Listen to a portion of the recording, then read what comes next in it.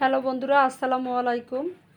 আজ নিয়ে আসলাম মাংস পোলাও। প্রথমেই একটি বোলে মাংস কেটে ধুয়ে পরিষ্কার করে দিয়ে দিলাম। তারপর দিলাম 1.5 টেবিল চামচ আদা বাটা এবং 2 টেবিল চামচ রসুন বাটা, কিছু পেঁয়াজ কুচি।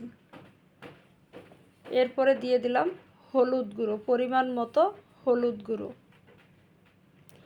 তারপরে দিলাম লাল মরিচ গুঁড়ো। এরপরে 1 টেবিল চামচ ধনিয়ার গুঁড়ো এবং 1 টেবিল চামচ জিরার গুঁড়ো। তারপর পরিমাণ মতো লবণ,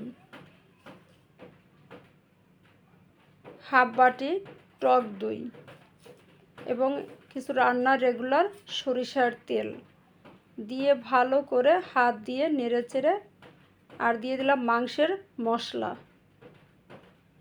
তারপরে হাত দিয়ে নেড়েচেড়ে মাংস ভালো করে ম্যারিনেট করে রেখে দেবো আধা ঘন্টার জন্য।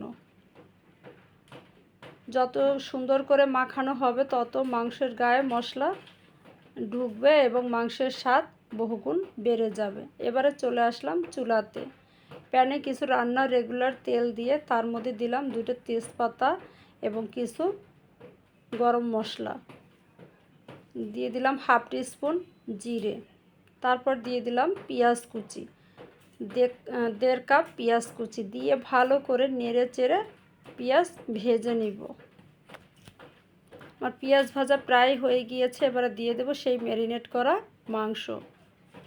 মাংস দিয়ে ভালো করে চামচের সাহায্যে নেড়ে চেড়ে মিলিয়ে দিব।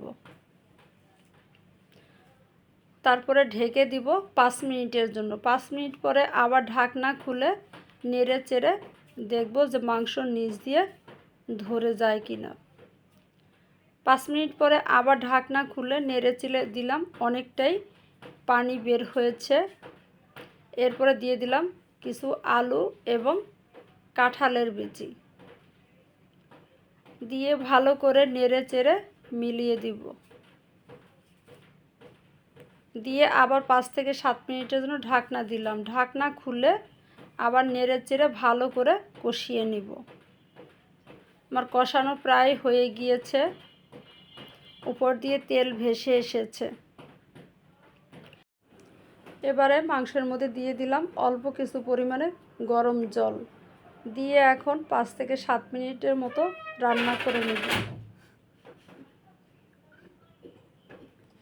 ঢাকনা দিয়ে ঢেকে দিলাম।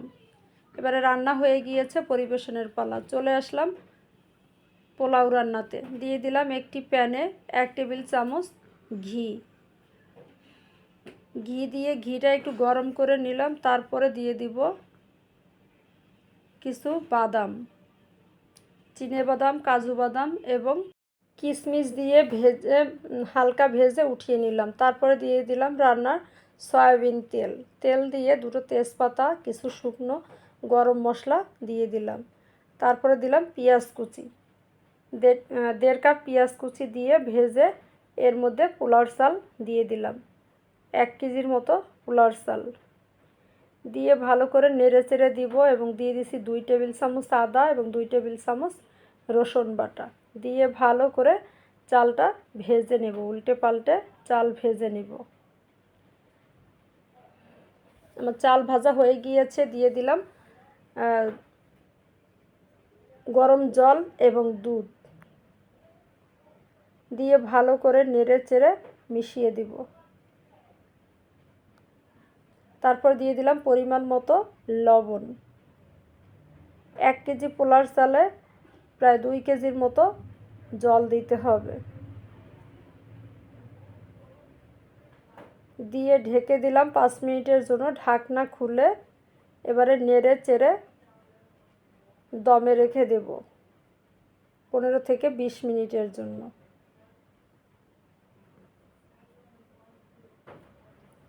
এরপরে ঢাকনা খুলে আবার দিয়ে দিলাম আলু বোখারা এবং সেই বাদাম কিশমিশ ভাজা দিয়ে উল্টে পাল্টে নেড়ে চেড়ে মিশিয়ে দিব।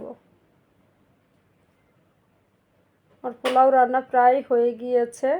এবারে দমে রেখে দেব আধা ঘন্টার জন্য। আবার ফিরে আসলাম 10 মিনিট পরে। দিয়ে দিলাম 2 টেবিল চামচ ঘি ঘি দিয়ে আবার ঢাকনা দিয়ে ঢেকে দিলাম। এবারে পরিবেশনের পালা। ভিডিওটি যদি ভালো লাগে অবশ্যই লাইক, শেয়ার, কমেন্টস করতে ভুলবেন না। বাসায় তৈরি করে খাবেন এবং কমেন্টস করবেন। ধন্যবাদ।